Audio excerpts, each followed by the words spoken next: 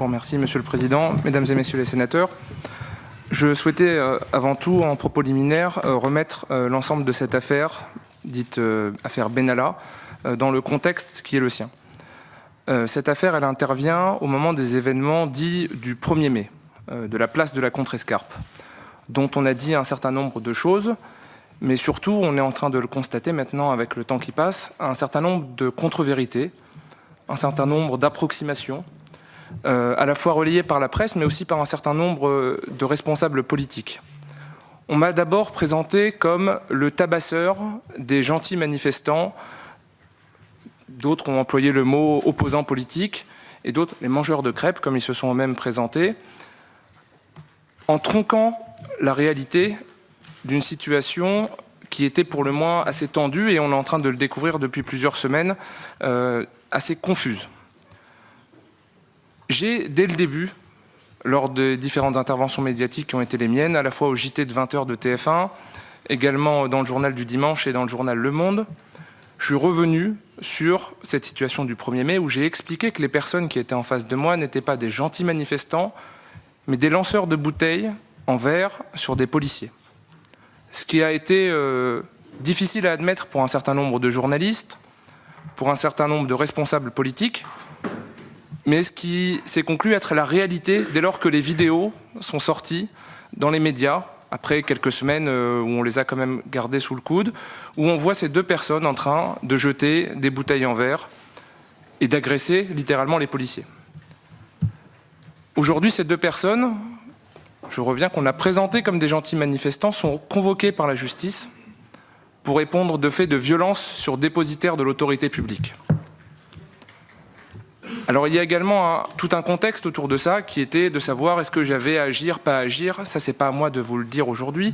Ce n'est pas le sujet de cette audition, je l'ai bien compris. Ça sera à la justice de déterminer si ce que j'ai fait le 1er mai, en contribuant à l'appréhension de deux délinquants, en tout cas moi je les qualifie comme ça, deux lanceurs de bouteilles sur des policiers, est-ce que j'avais à le faire ou pas à le faire?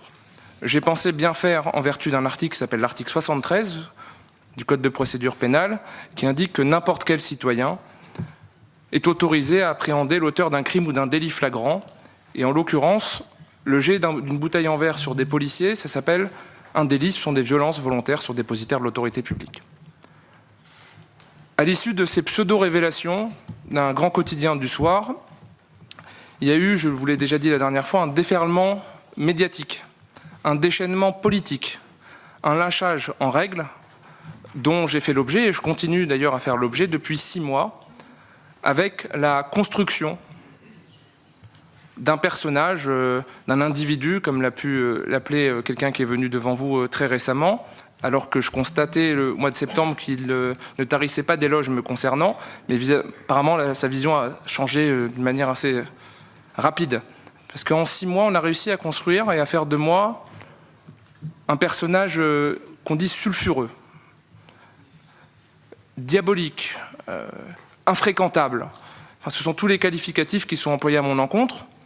Et je pense, de manière très modeste, avoir contribué à la construction de ce personnage, de par des propos que j'ai pu tenir, qui ont été situés hors de leur contexte, mais aussi de par, parfois, mon attitude qui a peut-être été jugée décalée.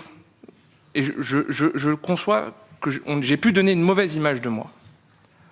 Mais je tenais devant vous, Monsieur le Président, à remettre dans le contexte cette pseudo-affaire Benalla, où on a bien vu le cheminement, la construction médiatico-politique, qui n'avait qu'un seul but, atteindre le Président de la République. Je pense que ça a marché, et j'espère que ça va se terminer assez rapidement pour mon pays et pour la réussite que je souhaite au Président de la République.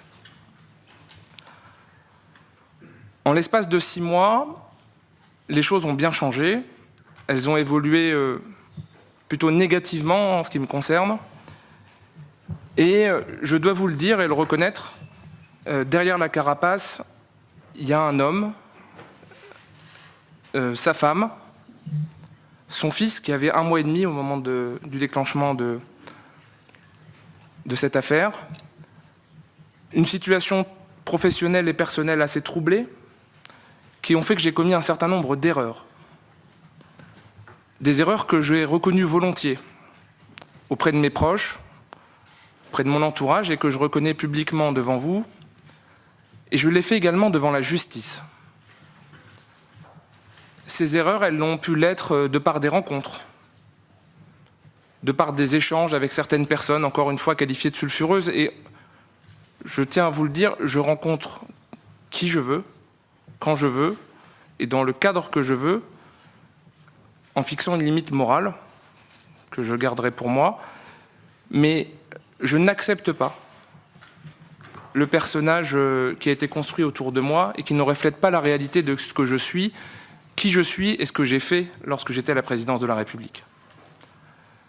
Je venais aussi rappeler devant vous que j'ai été recruté sur la base de mes compétences, qui n'ont jamais été, depuis le début de vos auditions, remises en cause par qui que ce soit. Par qui que ce soit. Je n'ai pas débarqué à l'Élysée par effraction. J'ai participé à une campagne électorale où j'ai exercé mes compétences avec mes qualités, mes défauts. Et on m'y a recruté sur la seule base de mes compétences et de mon savoir-faire. Et je demande juste un peu d'indulgence me concernant, de par le traitement médiatique, politique, qui est le mien, et je pense que la justice, qui fait son travail sereinement, a toute sa place dans notre pays pour faire la lumière sur tout ce qui m'a été reproché depuis le début de cette affaire. J'ai entendu un certain nombre d'approximations, de mensonges et de contre-vérités dans les précédents témoignages des gens que vous avez pu auditionner. J'ai un immense respect pour les fonctions qu'ils occupent, et aujourd'hui, je ne vous parlerai pas de ce que je pense des hommes. Dans la droite ligne de ce que je vous ai dit la dernière fois, Monsieur le Président Bas.